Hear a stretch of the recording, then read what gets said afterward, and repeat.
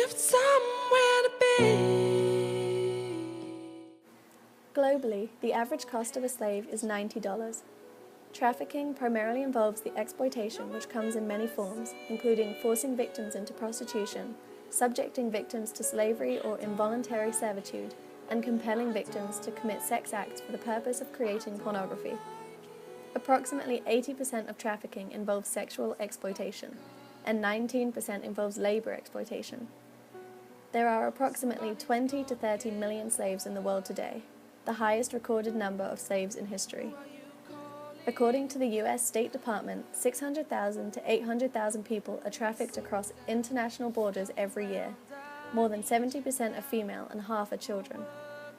The average age a teen enters the sex trade in the U.S.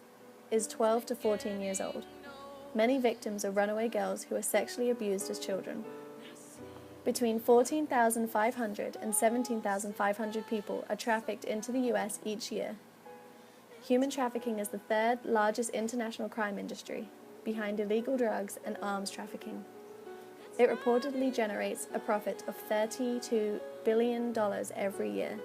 Of that number, $15 billion is made in industrialized countries.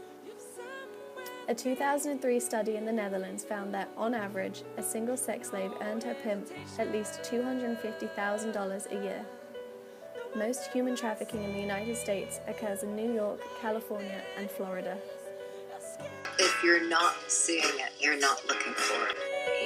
Me dijo que tenía que acostarme con unos hombres. Fueron 25 hombres al día.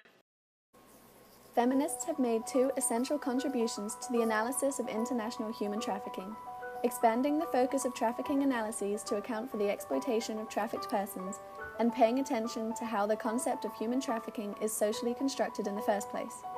Since the mid-19th century, feminists have lobbied states and international organizations to fight human trafficking while challenging the traditional security approach to trafficking on grounds of both ethics and efficacy. The ethical argument rests on three claims. 1. Human trafficking represents a violation of victims' human rights. 2. States are obliged under international law to prevent human rights abuses. And 3. State efforts to address human trafficking thus far are unsatisfactory in protecting human rights and indeed may contribute to the violation of those rights in state treatment of persons who are trafficked.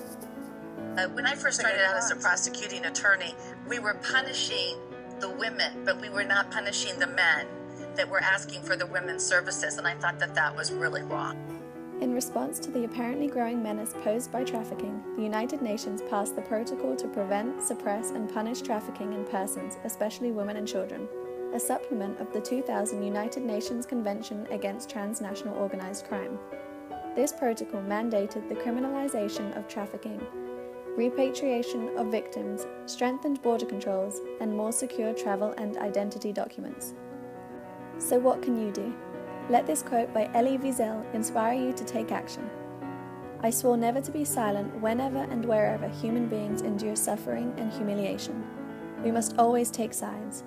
Neutrality helps the oppressor, never the victim. Refuse to be neutral.